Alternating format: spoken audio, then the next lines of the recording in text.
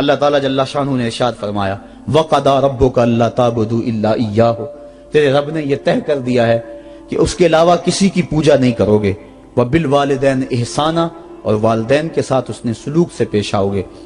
اِمَّا يَبْلُغَنَّ عِندَكَ الْكِبَرَ أَحَدُهُمَا أَوْ كِلَاهُمَا فَلَا تَقُل لَّهُمَا أُفٍّ وَلَا تَنْهَرْهُمَا، اگر تیرے پاس دو یا دونوں میں سے ایک بڑھاپے کو پہنچ جائیں تو پھر ان کے سامنے تو نے اف بھی نہیں کہنی، اور نہ ان کو جھڑکنا ہے، اور ان سے نرم لہجے میں بات کرنی ہے۔ جب ماں باپ جوان ہو، بچوں کی ضروریات پوری کر رہے ہیں، ان کے تعلیمی اخراجات اور ان کے معاشی سارے معاملات درست کر رہے ہوں، تو اس وقت تو والدین کی بچے تعظیم کرتے ہی ہیں۔ امتحان اس وقت شروع ہوتا ہے جب ماں باپ بوڑھے ہو جاتے ہیں اور چلنے پھرنے کی سخت بھی نہیں رہتی، صرف سانس کی ایک ڈوری لٹکی رہتی ہے، اور جس طرح بچہ اپنے بدن سے مکھی بھی نہیں اڑا سکتا تھا، اب یہ حالت ماں باپ پر آ گئی، اور بچے کی طرح مزاج چڑچڑا ہو گیا۔ زمانے کے حالات بدل گئے، لیکن ماں کی پرانی، باپ کی وہ پرانی روش ہے، وہ اسی انداز میں، اسی ڈگر میں بات کرتا ہے۔ یہ آزمائش کے دن ہیں، یہ امتحان کے دن ہے، اب دیکھنا ہے والدین کی اس وقت تعظیم کون کرتا ہے۔ فرمایا اما یبلغن عندک الکبر، اگر تیرے پاس وہ بڑھاپے کو پہنچ جائیں، دونوں پہنچ جائیں، یا تیری خوش قسمتی کہ دونوں میں سے ایک پہنچ جائیں یا دونوں پہنچ جائیں، تو پھر ان کی تو نے تعظیم کرنی ہے۔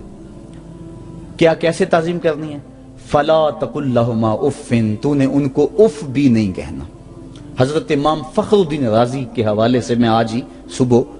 یا گزشتہ شب اف کی تشریحات دیکھ رہا تھا، انہوں نے 12-13 اقوال بیان کیے ہیں، لیکن 2 قول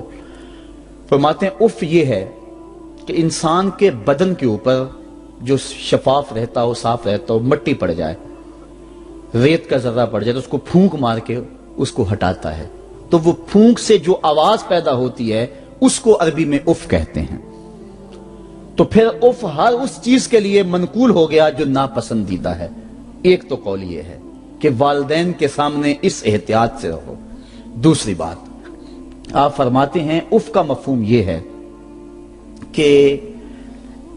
جب ماں باپ بوڑھے ہو جائیں تو بول و براز چارپائی پہ نکل جاتا ہے، اور انسان ان کو اٹھا کے ان کی خدمت کرتا ہے، صفائی کرتا ہے، کپڑے بدلتا ہے۔ انسان کی طبیعت میں جو فطری نفاست ہے، اس کے تحت اس کو ماں باپ سے جو مکروہ اور ناپسندیدہ بو آتی ہے اس سے وہ بچنا چاہتا ہے۔ وہ نفرت ماں باپ سے نہیں ہوتی، وہ نفرت اس بدبو سے ہوتی ہے جو ماں باپ کے بدن سے یا چارپائی سے یا کپڑوں سے اٹھ رہی ہے۔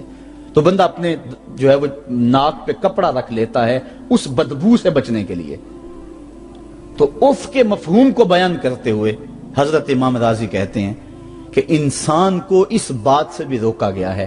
کہ تو اپنے ناک پہ کپڑا رکھ کے اگر ان کو صفائی کر رہا ہوگا تو ماں باپ کے نازک دل پہ کہیں یہ بوجھ نہ آ جائے کہ میرا بیٹا مجھ سے نفرت کر رہا ہے۔ اس لیے والدین کی تعظیم کا عالم یہ ہے کہ تو کھلے ناک سے ان کی خدمت کرے اور وہ بدبو سہتا رہے، اور اپنے ناک کے اوپر کپڑا بھی نہ رکھے کہ تیرے ماں اور تیرے باپ کے دل کے اندر اتنا خلال اور ملال بھی پیدا نہ ہو۔ یہ ہے اف کا زمرہ۔ حضرت امام حسن رضی اللہ تعالیٰ عنہ نے ساری زندگی اپنی والدہ حضرت فاطمہ الزہرا کے ساتھ بیٹھ کے کھانا نہیں کھایا تھا۔ ایک دن حضرت سیدہ فاطمہ نے فرمایا کہ بیٹا میرا جی چاہتا ہے کہ میرے ساتھ تم بیٹھ کے کھانا کھاؤ، لیکن تم نے کبھی بھی میرے ساتھ بیٹھ کے کھانا نہیں کھایا، کیا وجہ ہے اس کی؟ تو حضرت امام حسن فرمانے لگے، عرض کرنے لگے، امی میں اس ڈر سے آپ کے پاس بیٹھ کے کھانا نہیں کھاتا کہ کہیں کسی لقمے کی طرف آپ کی نظر بڑھ جائے اور میں عدم آگہی کی وجہ سے اپنے ہاتھ کو اس لقمے کے پہ ڈال لوں اور نہ جان سکوں کہ اس لقمے کو اٹھانے کا ارادہ میری ماں کے دل میں پیدا ہو چکا ہے اور میں اللہ کی رحمتوں سے محروم ہو جاؤں، اس ڈر سے میں آپ کے ساتھ بیٹھ کے کھانا نہیں کھایا کرتا۔ یعنی ماں باپ کی تعظیم کا عالم یہ ہے، اف تک نہ کہو۔ حضرت سعید بن المسیب رضی اللہ تعالی عنہ جلیل القدر تابعی ہیں، وہ فرماتے ہیں کہ والدین کے سامنے بیٹے کی حالت کیا ہونی چاہیے۔ وہ فرماتے ہیں جس طرح بھاگا ہوا غلام پکڑا جائے اور اس کو پکڑ کے جو ہے وہ آقا کے سامنے پیش کر دیا جائے، تو اس بھاگے ہوئے غلام کو پکڑ کے جب آقا کے سامنے پیش کر دیا جائے تو جو حالت اس غلام کی ہوتی ہے، بیٹے کی حالت یہ ماں باپ کے سامنے ہونی چاہیے۔ اب ان بیٹوں کو سوچنا چاہیے